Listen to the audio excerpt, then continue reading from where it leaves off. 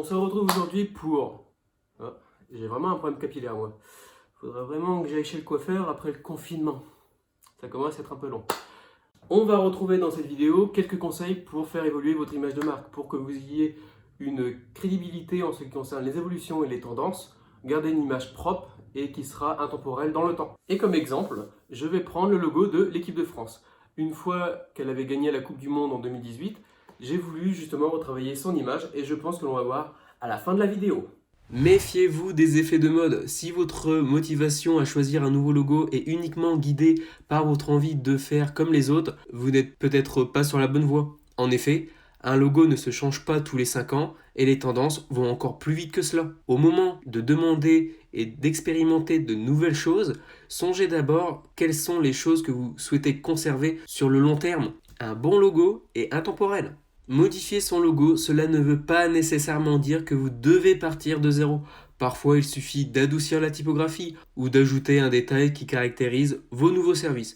N'oubliez pas qu'opter pour de nouvelles couleurs et une apparence radicalement différente peut être déroutante pour vos clients. Il serait dommage qu'ils ne vous reconnaissent plus. Modifier son logo, c'est comme opter pour un nouveau nom d'entreprise. Cela se réfléchit et prend du temps. Pour moi, un bon logo est intemporel. Il est simple et mémorisable par tous. Simplifier ou le moderniser, pourquoi pas? Si cela va de soi. Il faut bien mettre au goût du jour votre logo. Par contre, il faut aussi garder l'essence de celui-ci. Il faut garder sa personnalité. Parfois, en essayant de moderniser un logo, on peut facilement le dénaturer. L'image de marque est très importante pour développer sa visibilité, que ce soit votre image que vous allez renvoyer ou aussi bien que vous allez utiliser sur tous les supports de communication. C'est la principale chose que vos consommateurs vont voir. Pensez toujours à votre cible pendant l'élaboration de votre stratégie de marketing.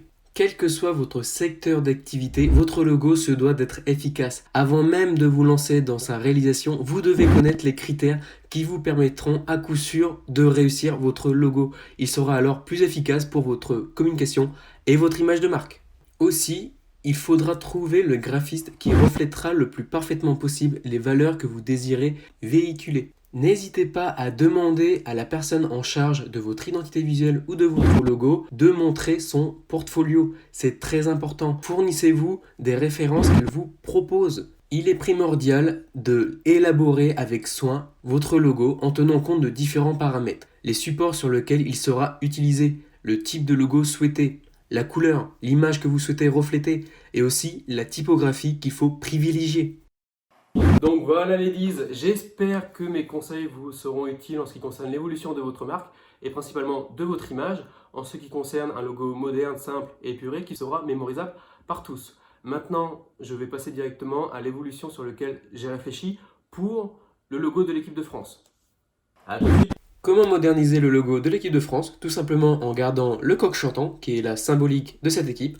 On va moderniser un peu la typographie dans le A pour faire une référence à la tour Eiffel et on va justement jouer avec les 3 F pour les simplifier et les moderniser. Vos commentaires seront importants pour moi d'avoir une critique constructive sur ce logo. N'hésitez pas à mettre un commentaire en bas de la vidéo et à mettre un pouce bleu et on se retrouve pour une prochaine vidéo.